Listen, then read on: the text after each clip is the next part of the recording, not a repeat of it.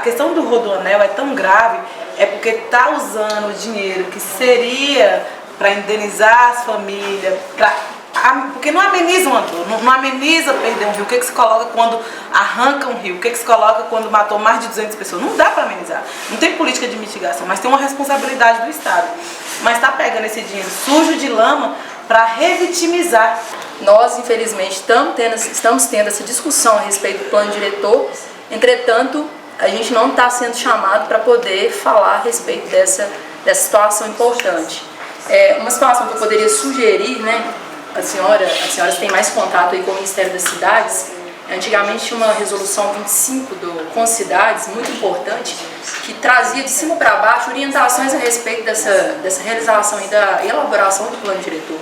Porque, né, tudo que todo mundo falou aqui, eu vejo como importante a elaboração do plano diretor, porque é o artigo 182 da nossa Constituição que fala a respeito da política de desenvolvimento urbano, execução dos municípios. Então, ou seja, eu acho que se vir de cima essa situação e essas orientações, com essas obrigatoriedades, os prefeitos não vão ficar fazendo como eles estão fazendo, né?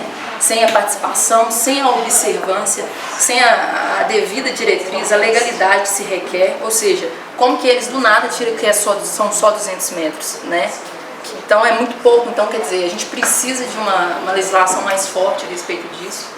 Eu acho que seria essa forma aí de contribuir, é realmente ficar atentos a essa situação e trazendo essas normativas aí para os municípios. Essa fala dela da companheira Ana sobre a revisão do plano diretor é muito importante porque na primeira audiência pública da revisão do projeto do Rodoanel, que foi na cidade administrativa, o núcleo gestor da revisão do plano diretor de Santa Luzia participou e fez o seguinte discurso: o Rodoanel não impacta nada em Santa Luzia, passa na zona rural, então que comece o Rodoanel por Santa Luzia para a gente induzir as outras cidades a também fazerem. Santa Luzia é tão frágil que até, por exemplo, o Conselho de Meio Ambiente, que tem a delegação do Estado, ele não observa as normas do Copan, que é a 207 e a 213.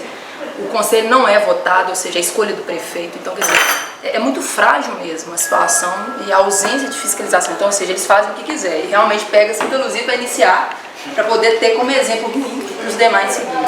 Até nisso parece que é tão assim, capitalista e diabólica o projeto Rodoanel, porque começar por Santa Luzia, onde tem um prefeito bolsonarista, que é deputado, tem essa pressão tudo. Eles dizem que o Rodoanel, a previsão é a obra durar 5 anos.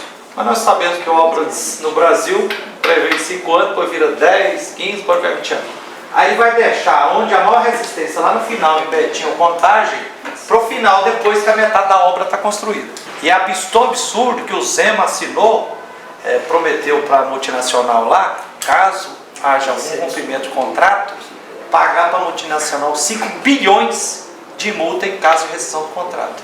A frente parlamentar. A frente parlamentar da Assembleia de Minas, que conta também com alguns deputados federais, eu veio trazer um comentário sobre o Betim, né, que é a minha cidade. Então, assim, em Betim a gente tem a comunidade quilombola hoje certificada, né, do Quilombo Araújo, que pode parecer que está na região central e não vai ser impactada, vai ser muito impactada.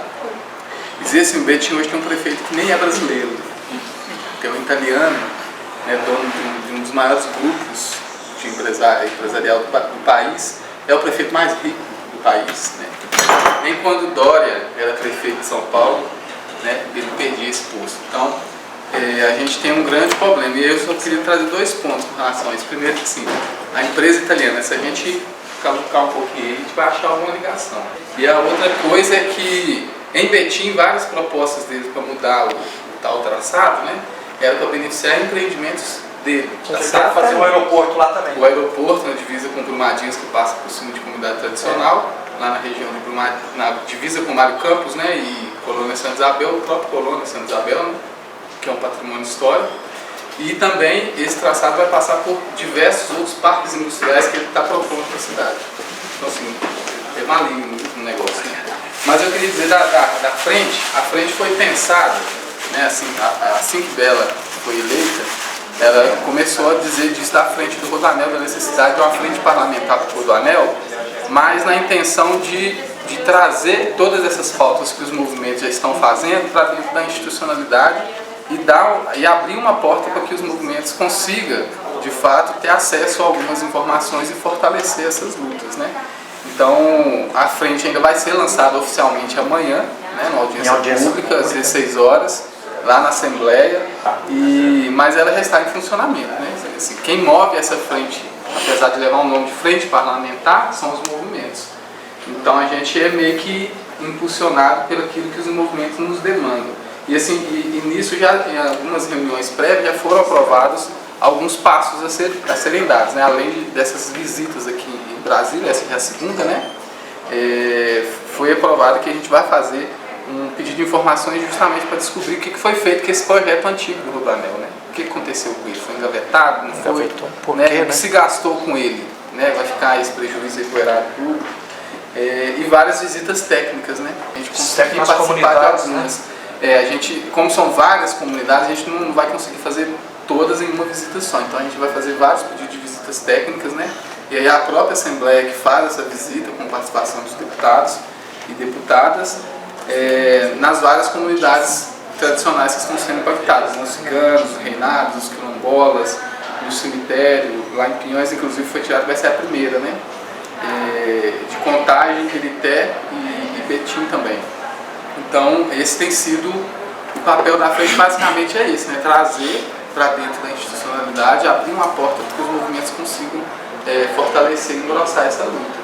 Ministra Sônia, outra informação, nós pedimos aqui o posicionamento de 10 ministérios, porque além da brutal devastação ambiental, histórica, cultural, arqueológica, vai ser também uma brutal devastação socioeconômica.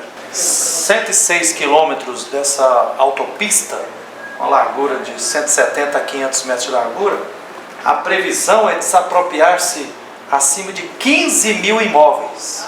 Né? Tem bairros assim, para me contar, acho que um bairro só é para arrancar 500 casas. Então, onde passam os bairros, vai ter uma demolição de no mínimo 15 mil famílias que vão ficar sem casa, sítios. Igrejas, está no traçado 50 igrejas, já descobriram, tem 50 terreiros de candomblé, umbanda, está para ser demolido. Mais de 20 escolas, UPAs, é uma coisa assim, absurda. E o trajeto vai assim, privilegiando, passando próximo de onde tem as minas.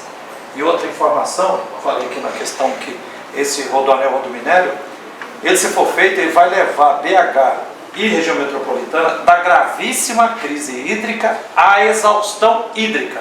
Porque com o crime lá da Vale, que amputou 50% da captação de água, que matou o rio Paraupeba, hoje diz que tem mais de 30 barragens que, se elas explodirem, todas estão lá soltando sirene a qualquer momento, pode matar o Rio das Velhas, que é o maior afluente do São Francisco, ao São Francisco também, e fica tudo sem água.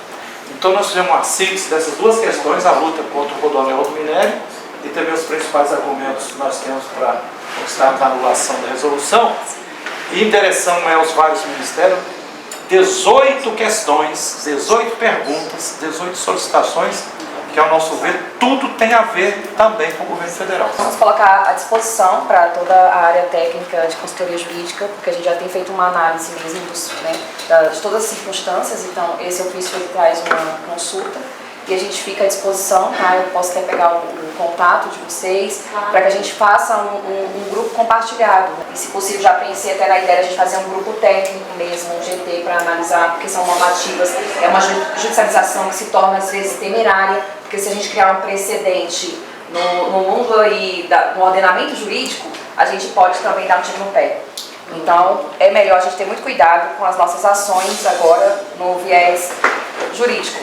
E a gente por isso busca primeiro a via política. Vou ser mais breve e dizer assim que é muito importante essa agenda, porque por mais que tenha essa luta que é muito unificada no estado de Minas Gerais de povos comunidades tradicionais, quando atinge um, atinge o outro, então é bem importante. Se o inimigo é o mesmo, não tem por que a luta ser diferente.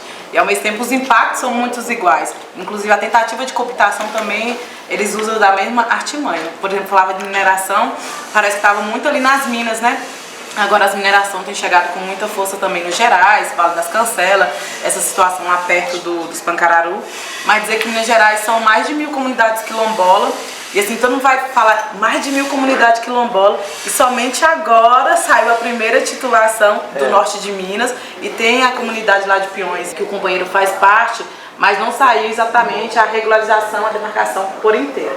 Então de 1000 tem essa para ser regularizada e saiu agora no norte de Minas Gerais, que são mais de 300 comunidades quilombolas, a primeira. Então tem esse passivo muito grande, 68% das comunidades mais atingidas em situação de vulnerabilidade, atingida pela mineração, são as comunidades quilombolas. Por isso que eu falo, essas comunidades elas são o Ministério do Meio Ambiente, porque se não fosse as nossas comunidades indígenas e as comunidades de povos, comunidades tradicionais, já tinha passado mais ainda estraçalhado tudo. Só que existe essa tentativa também de cooptação de algumas lideranças. A questão do Rodoanel é tão grave, é porque está usando o dinheiro que seria para indenizar as famílias, porque não ameniza uma dor, não ameniza perder um rio. O que se coloca quando arranca um rio? O que se coloca quando matou mais de 200 pessoas? Não dá para amenizar. Não tem política de mitigação, mas tem uma responsabilidade do Estado.